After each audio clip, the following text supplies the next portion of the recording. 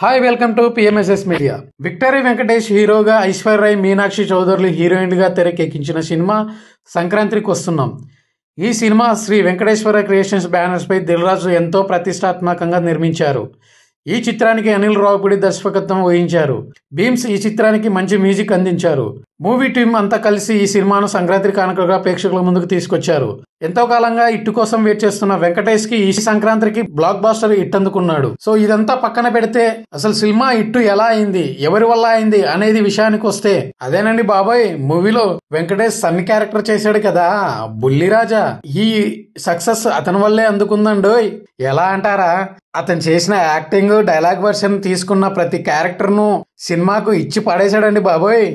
బుల్లోడు చిన్నోడే గాని మంచి షార్ప్. ఈ సినిమా చూస్తే మీకే అర్థమవుతుంది. ముందు థియేటర్కి వెళ్ళి సినిమా చూడండి. ఈ సంవత్సరం గేమ్ చేంజర్ డాకుమారాజ్ విడుదలైన ఈ సంక్రాంతికి మాత్రం పక్కా సంక్రాంతికి వస్తున్నామనే చెప్పవచ్చు. ప్రతి సినిమాలో హీరోయిన్ల గురించే మాట్లాడుకుంటారు, కానీ ఈ సినిమాలో ఒక స్పెషల్ పర్సన్ ఉన్నాడు.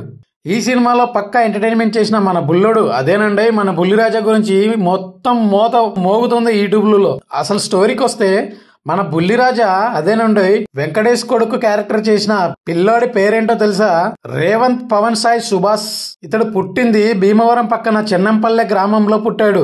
అతను చదువుకున్నది 5th క్లాస్. ఇతని సినిమాలో ఛాన్స్ ఎలా వచ్చిందంటే, తాను పవన్ కళ్యాణ్ ఫ్యాన్ అని ఎన్నికల్లో జనసేన పార్టీ తరపున ప్రచారం చేశానని వెల్లడించాడు. దీంతో అప్పటి ప్రచారం సోషల్ మీడియాలో తెగ వైరల్ అయింది. అందులో అతడు ఎమ్మెల్యే, ఎంపీ ఎన్నికల్లో సైకిల్ గుర్తుకి, గ్లాస్ గుర్తుకి ఓటు వేయండి అని చెప్తూ తిరుగుతున్నాడు.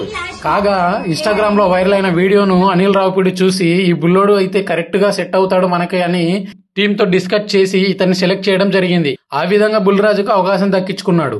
ఈ సినిమాలో ఓటీటీలో వచ్చే సినిమాలను చూసి పిల్లలు ఎలా చెడిపోతున్నారనే క్యారెక్టర్ తీసుకున్నాడు. అది సినిమా కాబట్టి అలా చేశాను, మీరు అలా చేస్తే చెడిపోతారని చెప్పేసి తన వయసుకు తగ్గ మెసేజ్ ఇచ్చాడు.